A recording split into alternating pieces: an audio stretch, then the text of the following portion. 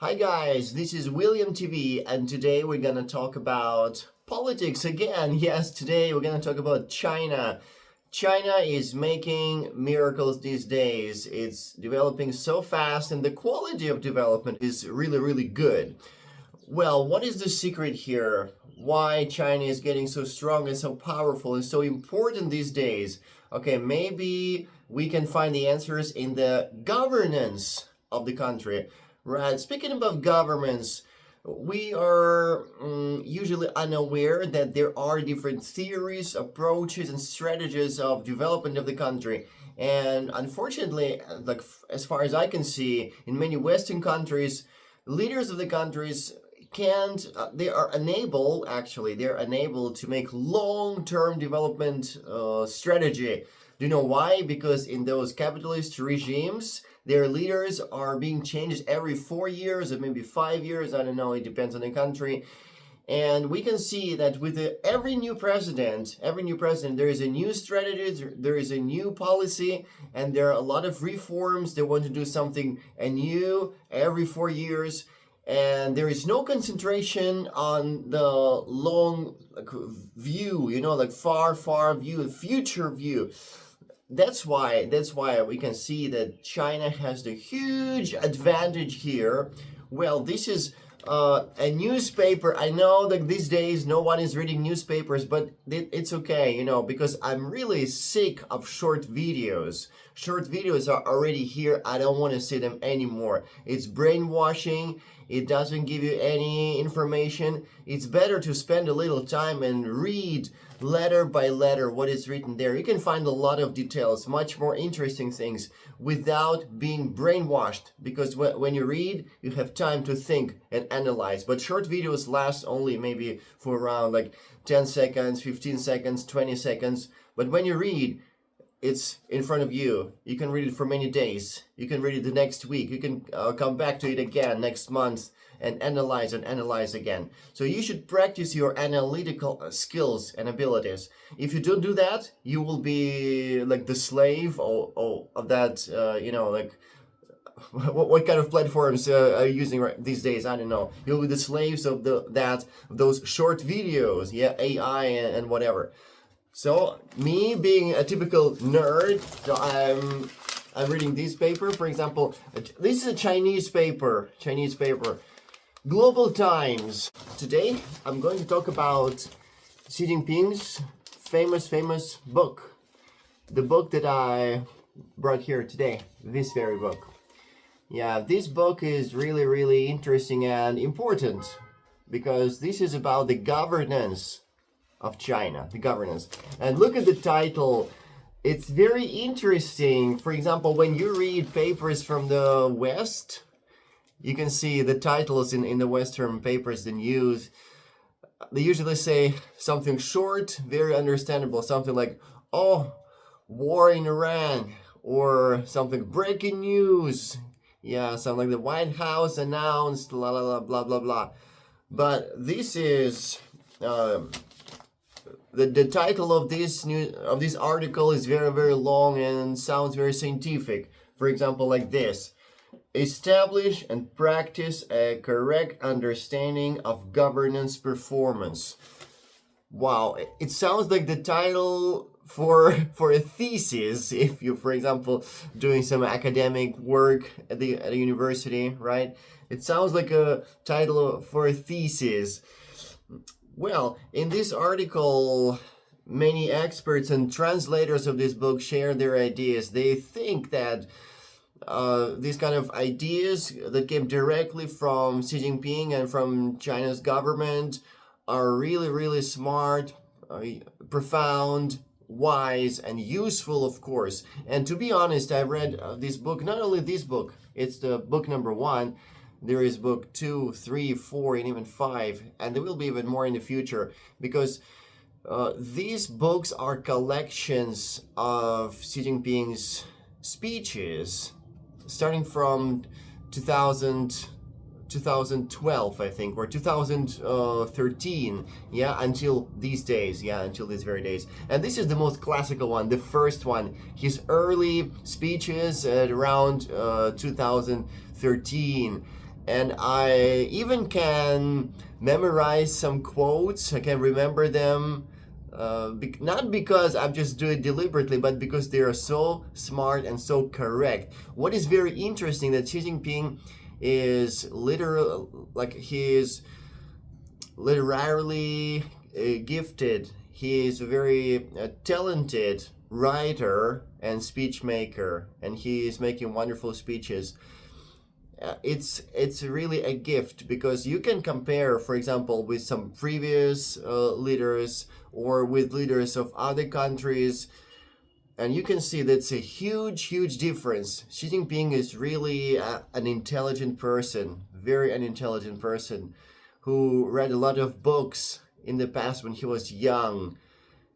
If you just watch, for example, some Western news and you hear how Western people are talking, how they talk about politics, you can hear that's a very big difference. Some people are getting emotional using spoken language. Their logic is not very clear, and their language is not anyhow attractive, But you can actually study Chinese language just by reading this book. Yeah, or for example, and listening to his speeches. He's a wonderful guy, I'm telling you, and he's super responsible. So his language is also very correct, standard, and even beautiful. Do you know why? Because he's using a lot of Asian Chinese there. China has really long history. So when you talk about politics, it doesn't mean that you should use very modern words like politics, government, party. Of course, there is everything like that in this book. But you can also use some knowledge, some wisdom from the past that came centuries ago. No, I'm not talking about centuries. I'm talking about thousands of years ago. Thousands of years ago, from ancient manuscripts, Chinese manuscripts, from different philosophical manuscripts, from different political officials from very ancient times. China is a very special country. You cannot just take China and compare it with, for example, other countries, famous countries that we know. Yeah, China is very unique. So a lot of wisdom, even political wisdom, comes from thousands of years ago. Can you imagine that? Yeah, some countries are being proud that they are new countries, independent countries, and their history is very new, modern, fresh. But it's not about China. China has at least 3,000 years of history of Chinese civilization, and if we add some other 2,000 for Chinese culture, so Chinese culture at least has 5,000 years. Yeah. Well, this is very interesting. In this book, we can find different thinking of Xi Jinping about different aspects. For example, governance of the country, discipline, for different fields like education, party structure, party organization and management, security, cooperation, and so on. Now, what I really like in this book that first it's based on ancient Chinese, and for example, my favorite phrase history is like mirror. Yeah, we can see ourselves in that mirror. Yeah, just to avoid stupid mistakes that already were done in the past. Yeah, a very smart guy, because we know that these days history is repeating, and why can't we see it? Why can't we see it? Xi Jinping was talking about it very early, a long time ago, since he started ruling the country from 2013. Yeah, he was talking about it. Guys, don't repeat the history, because history is a mirror. Yeah, and we can see ourselves in that mirror, right? Well, and what I really like that book is covering all aspects, and especially in a very peaceful way. I don't know where it comes from, Chinese threat, China is going to blah blah blah. I don't know, because I live here in China. I live here in China for really so many years, almost all my life, and it's very obvious. Chinese mentality and Chinese people, come on, they're the most peaceful creatures in the world. just like that. The most peaceful guys in the world. No any kind of wars at all. And if you compare, for example, with some like strong guys like from other countries, they like to be strong, they like to show muscles, like the muscle guy, you know. There is even expression in English like to show the muscle, right? Something like that. Predators catching the prey, yeah, like domination and whatever. It doesn't work in China. China is pure, literally very very traditional. Just if it was many years ago. Yeah, like in China there is AI, robots, and whatever. Yes, there is, but mentality is still the same. People are super quiet and very very friendly. Very very friendly. So welcome to China if you want to experience that. Come on, welcome to China and experience the same feelings that I'm feeling now. Yeah, that I'm feeling now. Well, in this book we see that Xi Jinping is stressing on multilateral cooperation. That is very important. His first visit, if I'm not mistaken, in 2013 was to Moscow, and there he made a statement. He actually proposed a new model for the world governance, and that is very important because every country wants to have like their own vision, and they say, oh yeah, we're going to be the strongest, we're going to be the best, or we say we're going to spread democracy. But actually, if you hear that, it's a little bit sounds like colonization. Yeah, colonization. For example, you are like underdeveloped, okay, we're gonna spread democracy, like spread it on you, like spread peanut butter on bread. Like this. Well, that's what I'm talking about. In China it's a little bit different. Xi Jinping said that this world is not it doesn't have only one leader, and it doesn't necessarily have like some leaders. This world is actually developing in that way that in the future there will be many leaders, many countries that will be powerful enough. And from this perspective, it's important to coexist.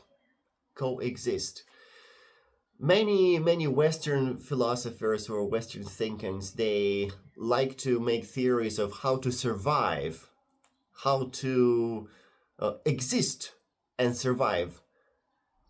But in China, political thinkers, and Xi Jinping in particular, he thinks how to coexist.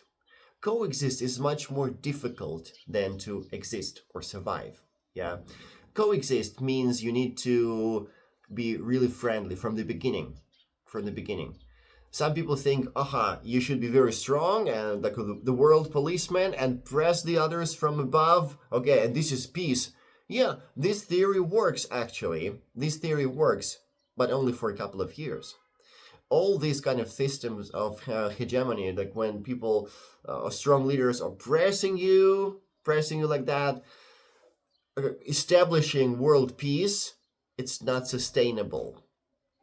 And it's wrong fundamentally, because peace is not based on one country's superiority. Yeah, that is very, very obvious. The history already showed us so many examples.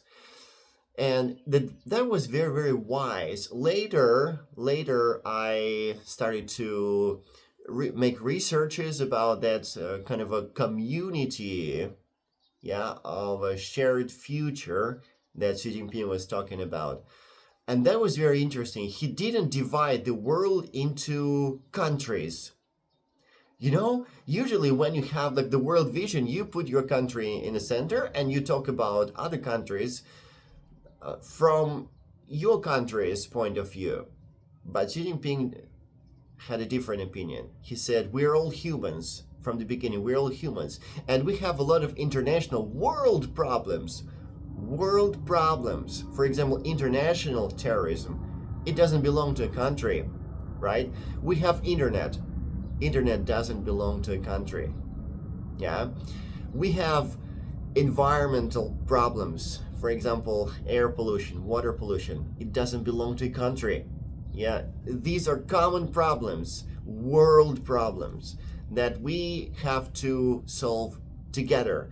Especially very important issue is world economics, trading, different transportation, delivering packages all around the world. Of course, it needs cooperation.